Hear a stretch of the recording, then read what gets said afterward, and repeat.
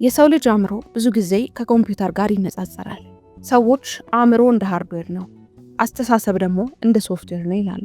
ነገር ግን እውነታው ከዚያ እጅግ የጠለቀ ነው። ከነዚያ ሁሉ ኃይለኛ ኮምፒውተሮች፣ ሱፐር ኮምፒውተሮችና አርቲፊሻል ኢንተለጀንስ ሲስተሞች እንኳን የሰው ልጅ አእምሮ የተሻለ ነው።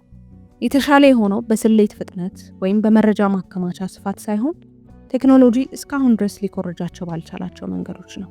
ለዛሬም ኮምፒውተርና የሰው ልጅ አእምሮን እያነጻጸርን የሰው ልጅ አእምሮ በምን ቦታዎችና በምን መንገዶች እንደሚሻል እናያለን። ለቻናላችን አዲስ የሆናችሁ ሰብስክራይብ በማድረግ ቤተሰብ ይሁኑ። የሰው ልጅ አእምሮ ክብደት 1.4 ኪሎ ግራም ያህል ነው። ይህም ከአብዛኞቹ ላፕቶፖች ያነሰ ነው። ነገር ግን በዚህ ትንሽ አካል ውስጥ 86 ቢሊዮን የሚጠጉ ኒውሮኖች ይገኛሉ። እያንዳንዱ ኒውሮን በሺዎች ከሚቆጠሩ ሌሎች ኒውሮኖች ጋር መገናኘት ይችላል። እነዚህ ግንኙነቶች በትሪሊየን የሚቆጠሩ መንገዶችን ይፈጥራሉ። በዓለም ላይ ያለ የትኛውም የኮምፒውተር ኔትወርክ በዚህ በጠበበ ቦታ ውስጥ እንዲህ ያለው ውስብስብነት የለውም። ኮምፒውተሮች አስቀድሞ በተሰሩ ሰርኪዩቶች ነው የሚገነቡት። አእምሮ ግን በውስጥ የራሱን ሰርኪዩቶች ይሰራል።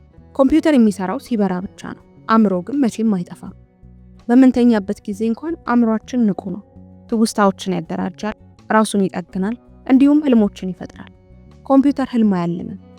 ሲያርፍ ስለ ራሱ መኖር የሚያስብ ኮምፒውተር የለም። ኮምፒውተሮች መመሪያዎችን ብቻ ይከተላሉ። አንድ ኮምፒውተር የሚያደርገው እያንዳንዱ ድርጊት በሰዎች ከተጻፈ ኮድ የሚመጣ ነው። አርቲፊሻል ኢንተለጀንስ ሲስተሞች እድሎችን ወይም ፕሮባቢሊቲስ ያሰላሉ፣ ቅጦችን ወይም ፓተርንስ ይተነብያሉ፣ እንዲሁም መረጃዎችን መሰረት አድርገው መልሶችን ይሰጣሉ።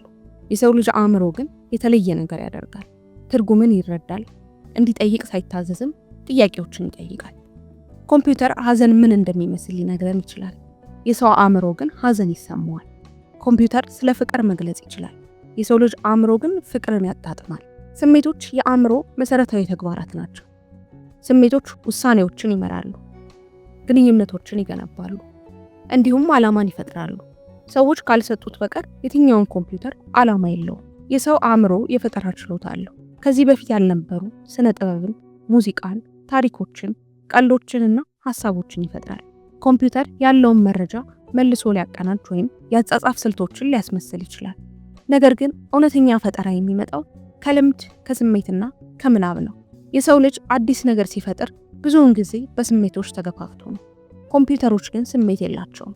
አእምሮ በጣም ጥቂት መረጃዎችን ተጠቅሞ መማር ይችላል። አንድ ልጅ ውሻን አንዴ ካየ በቀሪው ዘመኑ ውሻን መለየት ይችላል። አንድ ኮምፒውተር ግን ያንኑ ተግባር ለማከናወን በሺዎች ወይም በሚሊዮኖች የሚቆጠሩ ምስሎች ሊያስፈልጉት ይችላሉ።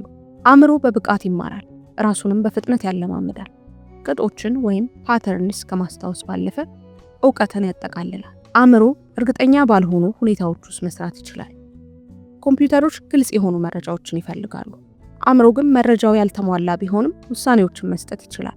ይህ ችሎታ የሰው ልጅ ዘመናዊ ቴክኖሎጂ ሳይፈጠር በፊት ለሺዎች ዓመታት እንዲኖር ረድቶታል። እንዲሁም አእምሮ ራሱን ይጠግናል። የአእምሮ ክፍል ሲጎዳ ሌሎች ክፍሎች አንዳንድ ጊዜ ተግባሩን ሊረከቡ ይችላሉ። ይህ ኒውሮፕላስቲሲቲ ይባላል። ኮምፒውተሮች ራሳቸውን አይፈውሱም። የተበላሸ ቺፕ መተካት አለበት። አእምሮ ግን ራሱን እንደገና ያደራጃል። አእምሮ በጣም አነስተኛ ኃይል ይጠቀማል። የሰው ልጅ አእምሮ ወደ 20 ዋት የሚጠጋ ኃይል ብቻ ነው የሚጠቀመው።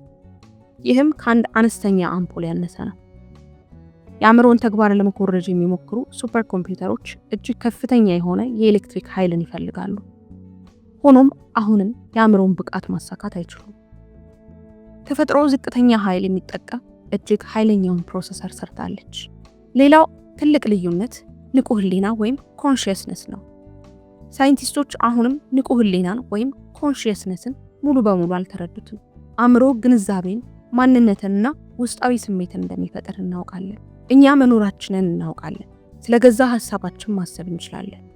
ይህ የትኛውም ኮምፒውተር የሌለው ነገር ነው። ኮምፒውተር መረጃን ያቀነባብራል እንጂ መረጃ እያቀነባበረ መሆኑን አያውቅም።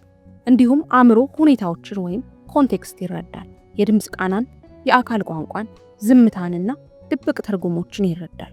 እንደ ስላቅና ቀልድ ያሉ ነገሮችን መረዳት የሰው ልጆች ቀላል ሲሆን ለማሽኖች ግን ከባድ ነው።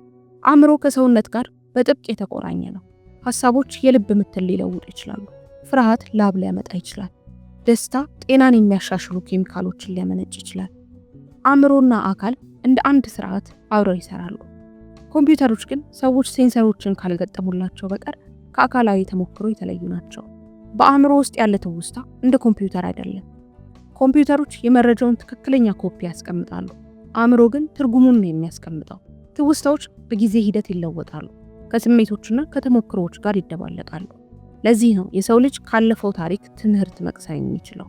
አእምሮ መጪውን ጊዜ ማለም ይችላል። የሰው ልጅ ከዚህ በፊት ያልሆኑ ሁኔታዎችን መገመት ይችላል። ገና በሌሉ ነገሮች ላይ ልናቀድ፣ ተስፋ ልናደርግ እንችላለን።